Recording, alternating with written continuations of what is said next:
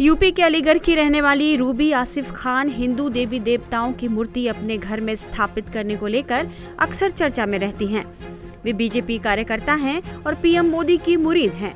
वे हिंदू धर्म में आस्था रखती हैं और पूजा पाठ भी करती हैं। इस वजह से वे कट्टरपंथियों के निशाने पर रहती हैं।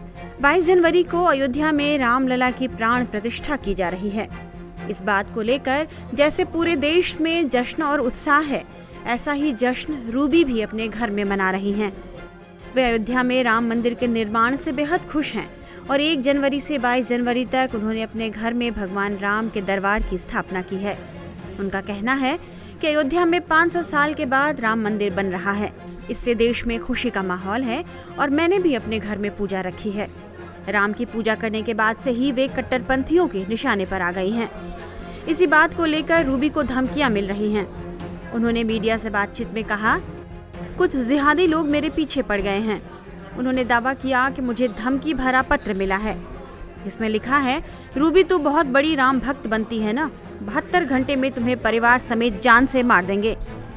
उन्होंने कहा कि आज जब सुबह सोकर उठी तो बाहर वाले कमरे में एक कागज पड़ा था जिस पर धमकी भरी बातें लिखी हैं।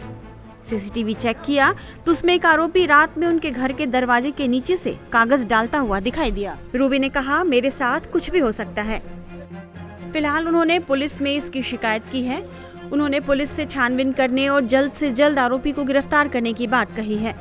रूबी के मुताबिक पहले भी मेरे साथ इस तरह की घटना हो चुकी है।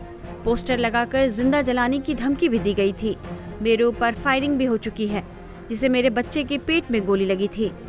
उन्होंने आरोप लगाया कि मेरे साथ इतना कुछ हो गया है लेकिन फिर भी प्रशासन ने कुछ नहीं किया। फिलहाल रूबी की शिकायत पर पुलिस इस मामले की जांच में जुट गई है। ऐसा पहली बार नहीं है जब रूबी कट्टरपंथियों के निशाने पर आई हैं। इससे पहले गणेश की प्रतिमा स्थापित करने पर भी पिछले साल सितंबर में रूबी खान को लेकर फतवा जारी किया गया था, लेकिन तब भी उन्होंने सारे फतवे को खारिज कर दिया था। भक्ति भाव के साथ गणेश प्रतिमा को विसर्जित भी किया। इस पूरे मामले को लेकर पुलिस प्रशासन के साथ साथ आम लोगों की पैनी नजर बनी हुई थी। मुस्लिम समाज के लोग भी इस पर नजर बनाए हुए थे।